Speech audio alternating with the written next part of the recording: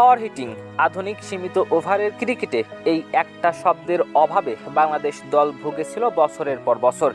কিন্তু একসময় আমাদের দলে এমন একজন ব্যাটসম্যান ছিলেন যিনি যে কোনো বোলিং অ্যাটাককে চূর্ণ বিচ্ছিন্ন করে দিতে পারতেন, যার ব্যাটিংয়ে ছিল না কোনো ভয়, ছিল কেবলই আগ্রাসন।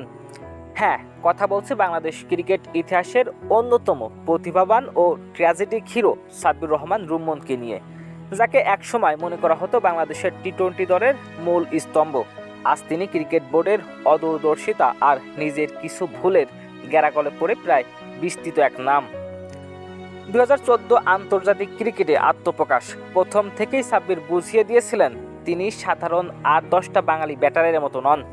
উইকেটে এসেই সেট হতে সময় নেওয়া নয়, বরং প্রথম বল থেকেই বোলারদের উপর চড়াও হয়েছিল তার ট্রেডমার্ক। 2016 সালের এশিয়া কাপের কথা নিশ্চয়ই মনে আছে। ভারত, পাকিস্তান, শ্রীলঙ্কার মতো পরাশক্তিদের বিপক্ষে একাই লড়াই করে বাংলাদেশকে ফাইনালে তুলেছিলেন। টুর্নামেন্টের সেরা খেলোয়াড়ের পুরস্কারটা উঠেছিল এই সাব্বিরের হাতেই। চন্ডিকা হাথুরু সিংহে তো বলেই দিয়েছিলেন, সাব্বির আমাদের দলের এক্স ফ্যাক্টর। কিন্তু একটা প্রবাদ আছে, যত দ্রুত আলো ছড়ায়, নিয়ন্ত্রণ না থাকলে অন্ধকারটাও তত দ্রুতই নেমে আসে। মাঠে সাব্বিরের ফর্ম যেমন সাময়িক দুলছিল, তেমনি মাঠের বাইরে একের পর এক বিতর্ক তার ক্যারিয়ারের মোড়ই ঘুরিয়ে দেয়। বিশৃঙ্খলার অভিযোগে বিসিবির নিষেধাজ্ঞা, ডিমোশন আর মিডিয়া ট্রায়াল। তবে প্রশ্ন থেকেই যায়, আমাদের ক্রিকেট বোর্ড কি তাকে সঠিক মনিটরিং করতে পেরেছিল? যেসব দেশে সাব্বিরের মতো ট্যালেন্ট থাকে সেখানে তাদের ধরে ধরে গাইড করা হয়, কিন্তু আমাদের সিস্টেমে সাব্বিরকে শুধরে নেওয়ার চেয়ে একঘরে করে রাখাটাই যেন সহজ মনে করা হয়েছিল। 2022 টি-20 বিশ্বকাপের আগে হঠাৎ করেই সাব্বিরকে জাতীয় দলে ফেরানো হয়, তবে মিডল অর্ডার ব্যাটার সাব্বিরকে বানিয়ে দেওয়া হয় মেকশিফট ওপেনার, যে পজিশনে তিনি কখনোই অভ্যস্ত ছিলেন না।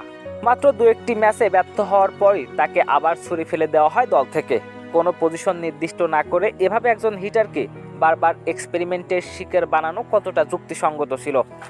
ঘরোয়া ক্রিকেটে নিয়মিত পারফর্ম করার পরও জাতীয় দলের দরজা তার জন্য চিরতরে বন্ধ করে দেওয়া হলো, অথচ তার চেয়েও খারাপ ফর্মে থাকা অনেক ক্রিকেটারকে বছরের পর বছর সুযোগ দিয়ে দেওয়া হচ্ছে। মাঠের ভিতরের ভুলগুলো সাব্বির হয়তো শুধরাতে পারতেন যদি ব্যাকআপ হিসেবে সঠিক গাইডলাইন পেতেন। সাব্বির রহমান কি শুধুই নিজের ভুলের শিকার, নাকি আমাদের অদক্ষ ক্রিকেট সিস্টেমের অবহেলার আর এক নাম?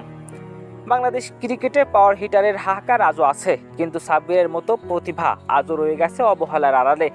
সাব্বির রহমানকে নিয়ে আপনার স্মৃতি বা মতামত কমেন্ট বক্সে জানান। ভিডিওটি ভালো লাগলে লাইক ও শেয়ার করতে ভুলবেন না।